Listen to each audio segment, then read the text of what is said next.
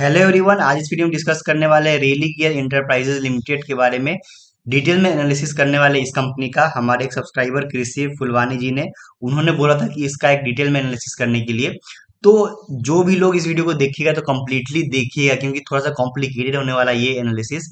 और पहले ही मैं डिस्क्लेमर दे देना चाहता हूँ, किसी भी तरीके का बाइंग और सेलिंग का रिकमेंडेशन नहीं है, सिर्फ आप एजुकेशनल पर्पज के लिए ही देखिएगा। और थोड़ा सा कॉम्प्लिकेटेड होने वाला है, वीडियो थोड़ा सा लंबा हो सकता है, क्योंकि इसमें प्रमोटर्स का जो शेयर होल्डिंग पैटर्न है वो जीरो दिख रहा है। क्यों दिख रहा है, वो क्या इशू है, क्या इस कंपनी का जो पास्ट जो हिस्ट्री है वो सब कुछ हम डिटेल में डिस्कस करने वाले हैं। तो वीडियो थोड़ा सा लंबा हो सकता है, इसीलिए स्किप बिना किए हुए देखिएगा और बीच में छोड़ के मत जाइएगा, जिससे आपको शायद समझ में नहीं आ पाएगा इसका एनालिसिस। तो चलिए शुरू करते हैं आज का एजुकेशनल वीडियो। तो कंपनी का जो मार्केट कैप है वो 7,299 करोड़ का मार्केट कैप है। अभी जो करंट मार्केट प्राइस चल रहा है, ₹225 इसका करंट मार्केट प्राइस चल रहा है। स्टॉक का पी 139 का है, जो बहुत ज्यादा लगता है मुझे, अगर पीयर से कंपेयर करेंगे तो। वो हम पीयर आगे चल के देखेंगे। लेकिन आरओसी की बात करें तो 17.6% का आरओसी चल रहा है। और आरओई यानी रिटर्न ऑन इक्विटी माइनस में है, यानी कि जो कंपनी है शायद प्रॉफिटेबल नहीं है, वो भी हम आगे डिस्कस करेंगे। डेट टू इक्विटी की बात करें तो 0.41 है, तो डेट टू इक्विटी बहुत ही अच्छा है, 1 के नीचे है। तो डेट टू इक्विटी का कोई इशू नहीं है। लेकिन वो बैलेंस शीट में हम वो भी कंफर्म करेंगे कि बोरोइंग्स कितने थे या अभी क्या है। अभी तो है, कम है, लेकिन पहले क्या थे वो हम डिटेल में देखेंगे। प्राइस टू बुक की बात करें तो 3.54 चल रहा है और बुक वैल्यू है 63.6 रुपीज का। वहीं अगर प्लेज परसेंटेज की बात करें प्रमोटर्स का, तो वो 0.0 है, क्योंकि प्रमोटर्स का, जैसा कि मैंने बोला कि प्रमोटर्स का होल्डिंग है ही नहीं इस कंपनी में, जीरो है। इसीलिए जो प्लेज है वो भी जीरो है। वहीं डेट की बात करें तो 841 करोड़ का डेट है कंपनी के ऊपर। वहीं हाई और लो की बात करें तो 243 का हाई है और 126 का लो है।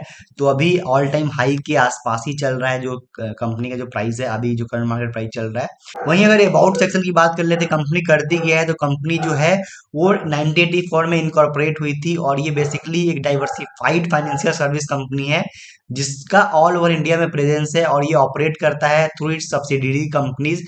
जितने भी इसके सब्सिडरी कंपनी है उसके थ्रू ये कंपनी ऑपरेट करता है। कंपनी का जो मेन बिजनेस है वो लोन्स प्रोवाइड करती है एसएमईज को, एफोर्डेबल हाउसिंग फाइनेंस करती है, और हेल्थ इंश्योरेंस भी करती है। रिटेल ब्रोकिंग में भी है कंपनी। मतलब फाइनेंस कैटेगरी में लगभग जितने बिजनेसेस होते हैं वहां पे कंपनी का जो प्रेजेंस है। रेली गियर का जो प्रेजेंस है 11 लाख क्लाइंट और 400 जो सिटीज है इंडिया में, वहां पे इनका प्रेजेंस है, तो अच्छा खासा प्रेजेंस भी है। की पॉइंट्स की अगर बात कर लेते हैं, इनका जो सर्विसेज में है, जो लेंडिंग है वो 15% ऑफ रेवेन्यू इन FY 21, यानी जो 15% का रेवेन्यू आया है वो लेंडिंग से आया है। यहाँ पे कंपनी है जो एसएमई फाइनेंस करती है थ्रू रेली गियर फिनवेस्ट लिमिटेड। तो आरएफएल इसका शॉर्ट फॉर्म है, तो इस कंपनी को ध्यान में रखिए, क्योंकि ये कंपनी का जिक्र आगे भी आने वाला है। और ये जो अफोर्डेबल हाउसिंग फाइनेंस करती है वो करती है Religare housing development finance corporation limited, जो शॉर्ट फॉर्म में RHDFCL है। वहीं अगर हेल्थ इंश्योरेंस की बात करें तो यहाँ से जो कंपनी का रेवेन्यू आता है 74.5% रेवेन्यू आता है हेल्थ इंश्योरेंस से। वहीं अगर रिटेल ब्रोकिंग की बात करें तो यहाँ पे 8.5% का रेवेन्यू आता है रिटेल ब्रोकिंग से, तो कंपनी ब्रोकिंग में भी है। वहीं अगर कंपनी का लोन का पोर्टफोलियो की बात करें तो कंपनी का जो लोन पोर्टफोलियो है वो 2452 करोड़ का है at the end of FY 21। ये जो FY 21 का डाटा अवेलेबल है हमारे पास, अभी लेटेस्ट डाटा अवेलेबल नहीं है यहाँ पे। उसमें जो लोन है, जो इंटर कॉर्पोरेट लोन है, वो 254.5 करोड़ का है। वही अगर इन्वेस्टमेंट की बात कर लेते हैं तो कंपनी का जो टोटल इन्वेस्टमेंट है 3,189 करोड़ का, जो कंपनी का इन्वेस्टमेंट है मार्च 31 2021 तक, जिसमें 1,698 करोड़ इक्विटी में है और other securities approved by IRDA। वहीं अगर 1161 crore governments and debt securities में है, और वही 177 crore mutual funds and trust में है। वहीं अगर more than 90% of the company's total assets are invested in long term investments in the group companies, और 90% जो है जो इनका एसेट्स है वो इन्वेस्टेड है लॉन्ग टर्म के लिए ग्रुप कंपनीज में। तो ये हो गया इन्वेस्टमेंट्स। वहीं अगर एक और यहाँ पे पॉइंट है, mis misappropriation of funds by promoters, तो इस पे जो ये जो पॉइंट है उस पे हम बाद में आएंगे। थोड़ा सा हम इसके कंपनी के और भी फंडामेंटल्स देख लेते हैं। इसका हम जिक्र करेंगे बाद में, जब हम प्रमोटर्स होल्डिंग देखेंगे तब हम इसका जिक्र करेंगे, जिससे आप रिलेट कर पाएंगे। तो इसको अभी क्लोज करते हैं और आगे का जो कंपनी का जो एनालिसिस है वो करते हैं। तो कंपनी अगर चार्ट हिस्ट्री देखेंगे, जो मैक्सिमम यहाँ पे मैंने कर रखा है, तो लगभग कंपनी 2008 में लिस्ट हुई थी, 500 के आसपास का लिस्टिंग था। और उसके बाद कंपनी ने जो ऑल टाइम हाई बनाया था, 661 का ऑल टाइम हाई था। उसके बाद अभी अगर आप चार्ट देख रहे हैं तो ये अभी डाउन पे ही है। लो कंपनी ने बनाया था, लगभग 117 रुपए का लो बनाया था। अभी कंपनी का जो प्राइस चल रहा है 225 रुपए के आसपास का चल रहा है। तो कंपनी अभी जो चार्ट पैटर्न देखेंगे तो ये अभी मतलब डाउन साइड पे ही है, अभी थोड़ा बहुत रिकवर करना स्टार्ट किया है। तो आखिरी में हम कंपनी का चार्ट पैटर्न भी देखेंगे, क्या कुछ बन रहा है या नहीं बन रहा है। उसके बाद हम प्रोज और कॉन्स की बात कर लेते हैं। प्रोज में company has reduce debt, company ने डेट को रिड्यूस किया है।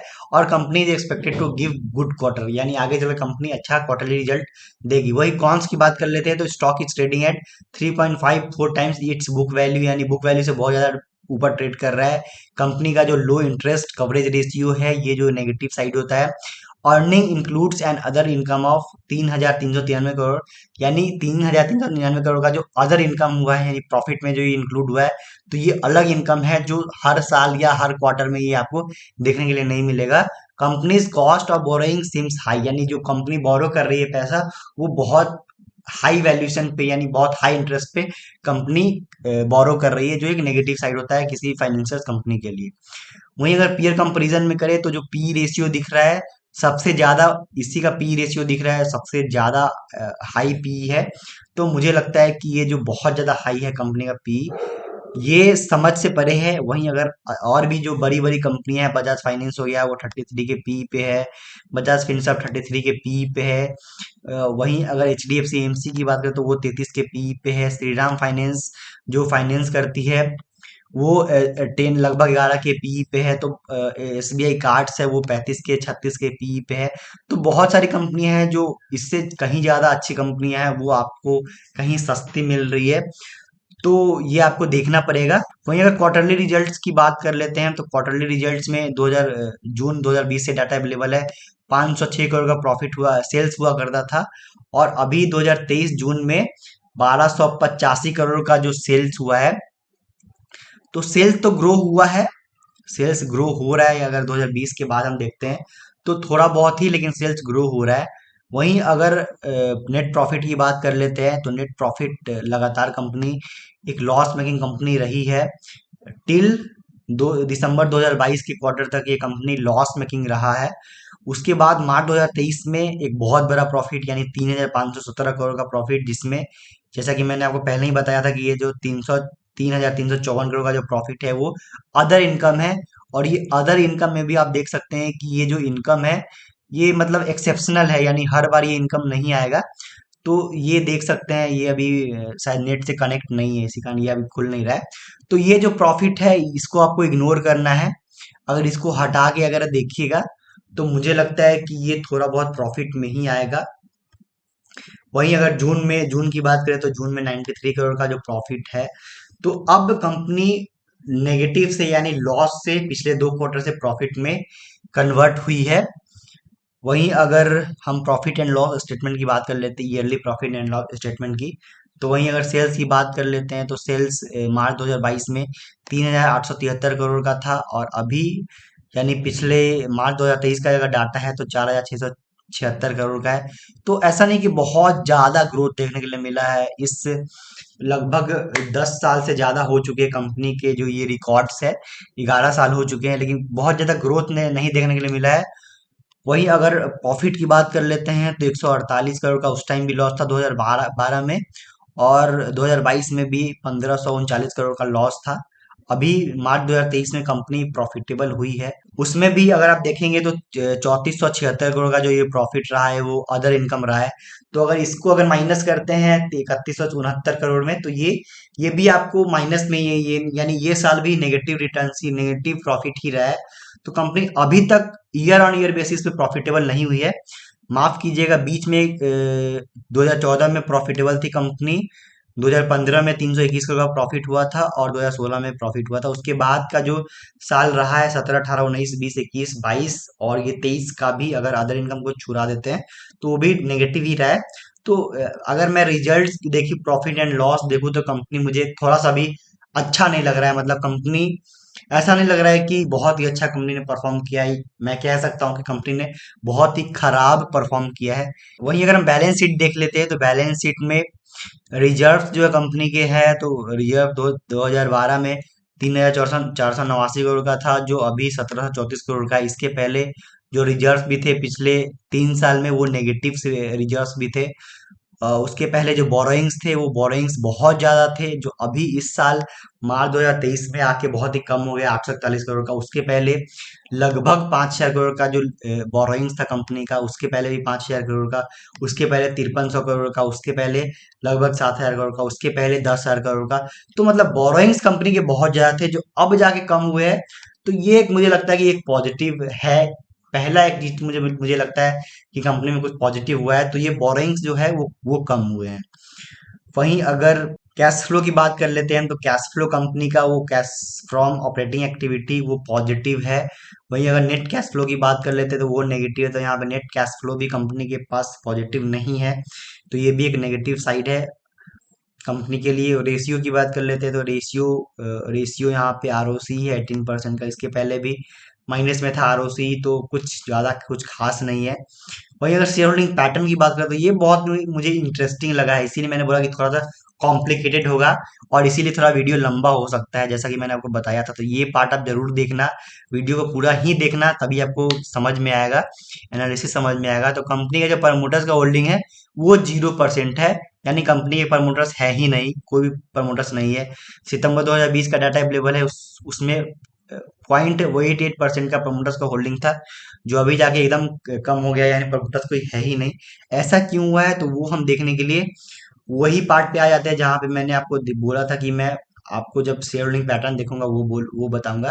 तो misappropriation of funds by promoters, यानी प्रमोटर्स के द्वारा जो फंड्स का गलत इस्तेमाल किया गया है, तो वो थोड़ा सा हम इसको डिटेल में डिस्कस कर लेते हैं। तो रेली ईयर invest limited, that is RFL, which was earlier promoted by Shivendra Mohan Singh and his brother Malvinder Mohan Singh, had filed a complaint with the Economic Offence Wing (EOW) Delhi Police against the duo on charges of breach of trust, cheating, and criminal conspiracy of for misappropriations of public money amounting to around 2500 crore. Company पे 2500 करोड़ का 2017 में allegation लगाया कि company के जो promoters थे उन्होंने इसका मिसयूज किया है, गलत तरीके से इस्तेमाल किया है। It is alleged in the complaint that funds belong to RFL, funds ये जो बिलोंग करता है आरएफएल को बिलोंग करता है, दैट इज रेली ईयर invest limited, were rooted to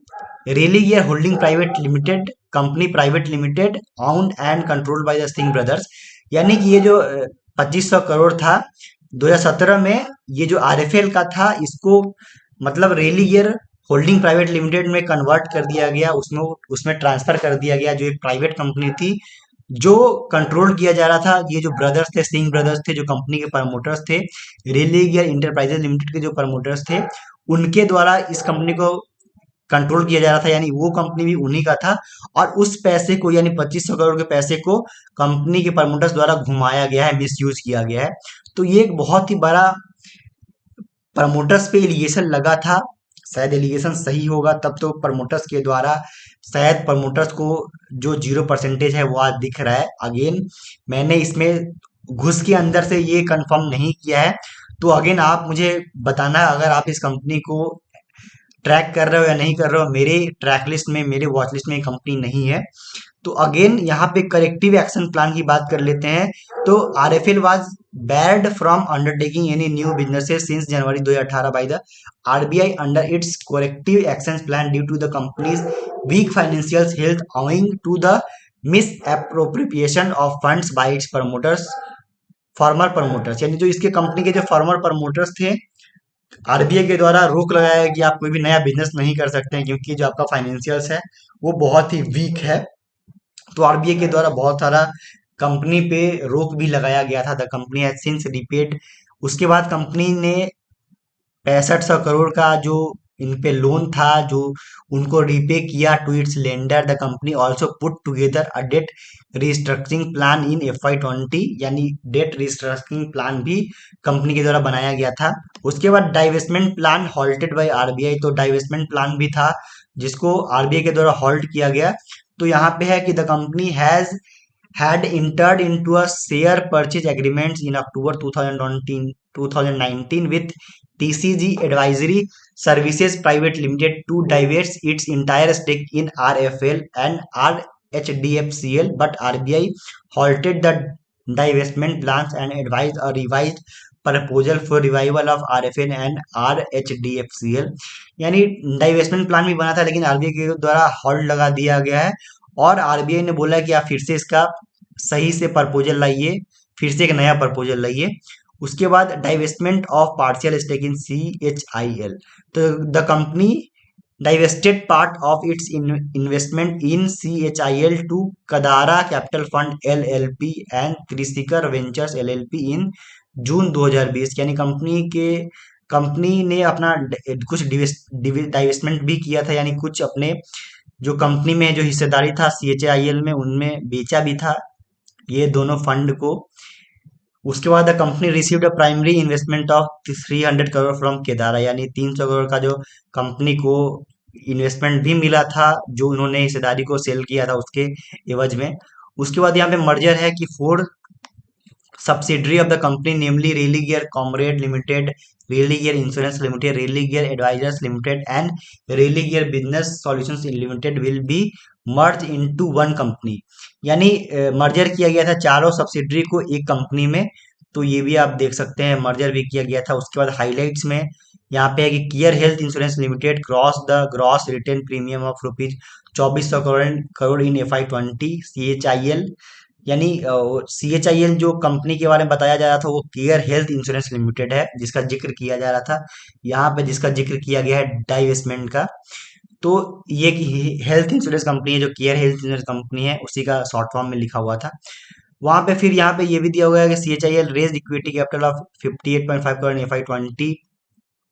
RFL entered into a settlement agreement with SCCPL and its associate companies for withdrawing various litigation against each other in respect of the assignment of loans by RFL to SCCPL। RFL is pursuing recovery of rupees इतना crore from SSPL, यानी RFL को recovery भी हो रहा था इतना करोड़ का SCCPL से। The company paid 170 crore to Axis Bank. Settlement के लिए भी कंपनी ने एक्सिस बैंक को 170 करोड़ का पेमेंट किया था। Dispute with them in relation to the loan facility obtained by RCMIML by the personal guarantee of the former promoters, यानी फॉर्मर प्रमोटर्स के जो पर्सनल गारंटी पे जो लोन लिया गया था उसको सेटलमेंट करने के लिए 170 करोड़ का कंपनी ने पेमेंट भी किया था। उसके बाद प्रमोटर्स एग्जिट, तो जो आपने प्रमोटर्स का जो हिस्सेदारी जीरो देखा है वो यहीं पे है कि the promoters share holding at the end of FY 17, यानी कि ये जो मिस एप्रोप्रिएशन यानी जो फंड का जो मिसयूज हुआ था उसके पहले जो कंपनी के जो प्रमोटर्स का जो होल्डिंग था लगभग 51% था, 50.93% था। उसके बाद after the RFL money laundering case, यानी लॉन्ड्रिंग केस हुआ उसके बाद जो प्रमोटर्स का होल्डिंग हो गया वो 0.31% हो गया जो करेंटली है। यानी ये पिछले 2 साल का पहले बता रहा है, यहाँ पे 1.5 साल 2 साल पहले एडिट हुआ था तो अभी का ये डाटा है भी नहीं। वहीं पे अगर बात करें major promoters of the company used to be RHC finance private limited, RHC holding private limited, Malvinder Mohan Singh and Shivinder Mohan Singh. तो प्रमोटर्स ने अब एग्जिट कर लिया है। सिंपली आप समझ जाइए कि कंपनी में क्या क्या हुआ था। बहुत एलिगेशन लगे थे, शायद एलिगेशन सही भी होंगे, कंपनी के प्रमोटर्स के द्वारा मिसयूज भी किया गया था। इसी कारण शेयर का जो प्राइस है आपको ये दिख रहा था। ये जो पूरा जो 2 साल का 18 से लेके 2020-21 का जो पीरियड रहा है कंपनी के लिए बहुत ही पेनफुल रहा है। तो अगेन ये जो आप शेयर होल्डिंग पैटर्न देख रहे हैं यहाँ पे कोई भी प्रमोटर्स का होल्डिंग नहीं है, तो ऑफिशियली प्रमोटर्स है ही नहीं कंपनी के पास। लेकिन वही अगर FII की बात करें तो कंपनी में FII का हिस्सेदारी 19.48% है। इसमें अब एक नाम को देखिएगा, यहाँ पे इन्वेस्टमेंट अपॉर्चुनिटी पीटीई लिमिटेड है, ये एक एफआईआई है, दिग्गज एफआईआई है। इसके बारे में मैं आपको थोड़ा सा आगे तक डिस्कस करने वाला हूँ। इसके पहले हम थोड़ा डीआईएस भी देख लेते हैं। तो डीआईएस का जो परसेंटेज है वो 7% है, और ज़्यादातर जो परसेंटेज है वो पब्लिक के पास है, 73.52%। पब्लिक में भी यहाँ पे आपको बड़े बड़े नाम दिखेंगे, जैसे कि आशीष कचौलिया का नाम दिखेगा, जो अब यहाँ पे शेयर होल्डिंग पैटर्न में जीरो है, यानी अब इनके पास कुछ भी नहीं है। वहीं अगर आपको यहाँ पे मुकुल महावीर अग्रवाल भी दिखेगा, जो जो अब इनके पास नहीं है। यानी कि आशीष धवन भी दिखेगा, आशीष धवन के पास 1.66% है, और इन्होंने जून 2023 में ही पोजीशन बनाया है। तो पहले बहुत बड़े बड़े नाम ने भी इसमें इन्वेस्ट किया था, बड़े जो दिग्गज इन्वेस्टमेंट है वो इन्वेस्टर ने भी इन्वेस्ट किया था। मेरे ख्याल से इसलिए इन्वेस्ट किया होगा क्योंकि कंपनी जब डूब रही थी, कंपनी जो बहुत ज्यादा गिर चुकी थी, तो जो दिग्गज निवेशक है वो हमेशा ऐसे कंपनी में बेट करते हैं, क्योंकि उनके पास पैसे बहुत ज्यादा होते हैं, तो वो थोड़ा बहुत मतलब 0.5% 1% कैपिटल डिप्लॉय करते हैं। बस ये रहता है कि अगर ये कंपनी चल गया, अगर ये टर्न अराउंड स्टोरी हो गया, तो पैसे छप जाएंगे। यही होता है, जितना भी मैंने ट्रैक किया है, क्योंकि मैं भी ट्रैप हुआ हूँ। यस बैंक में ट्रैप हुआ, मैं ट्रैप हुआ, इंडिया बुल्स में ट्रैप हुआ, वहां पे भी दिग्गज दिग्गज निवेशक थे। लेकिन अगेन वहां पे जो बड़े नाम थे वो आपको नहीं देखना है, वो एक गलत तरीका होता है एज अ रिटेल इन्वेस्टर आपको इन्वेस्ट करने का। तो मुझे ये कंपनी, अगर शेयर होल्डिंग पैटर्न की बात करें, तो कुछ खास नहीं लगा। कंपनी के जो फंडामेंटल्स है वो कुछ खास नहीं लगे। बस एक अच्छा पॉजिटिव साइन जो दिखा कि बोरोइंग्स कंपनी के इस साल बहुत ही कम हो गए हैं। एक चीज मैं आपको और दिखाना चाहूंगा, यहाँ पे डॉक्यूमेंट्स में जाएंगे, डिस्क्लोजर पे जाएंगे, और यहाँ पे आप क्लिक करेंगे तो आपको एक पेज खुलेगा। तो मैंने पहले से खोल के रखा है, तो इस पे अगर हम क्लिक करते हैं तो यहाँ पे आपको दिखेगा कि कुछ जो फाइलिंग किया गया है अभय Agarwal on the behalf of MB Finwat Private Limited, Pooran Associates Private Limited, VIC Enterprises Private Limited and milky investment and trading company. तो बेसिकली इन्होंने, ये इनका कहना है कि that we have acquired further shares in the company and now holds 21.54% equity stake in Religare enterprises limited. यानी कि ये जो अभय अग्रवाल जी हैं, चार कंपनी है इनका, ये चारों के बिहाफ पे 21%, यानी लगभग 21.54% इक्विटी होल्ड करते हैं। मुझे लगता है कि सबसे ज्यादा इक्विटी ये अब होल्ड कर रहे कंपनी में, और शायद ये प्रमोटर्स हो सकते हैं, अगले प्रमोटर्स कंपनी के हो सकते हैं। तो इन्होंने और भी हिस्सेदारी को खरीदा है, परचेज किया है। तो वहां पे आप ये डिटेल देख सकते हैं कि पहले इनका हिस्सेदारी हुआ करता था लगभग 14%, अब ये 7.56% इन्होंने फिर से बाई किया है ओपन मार्केट से। जिस डेट पे बाई किया है वो 16 अगस्त को इन्होंने बाई किया ओपन मार्केट से। अब इनका जो हिस्सेदारी है 21.54% हो गया है। तो ये एक पॉजिटिव साइन लगता है कि कोई कोई एक कंपनी है, कोई एक प्रमोटर्स है, जो पहले से इनका हिस्सेदारी है और वो उन्होंने हिस्सेदारी को बढ़ाया है।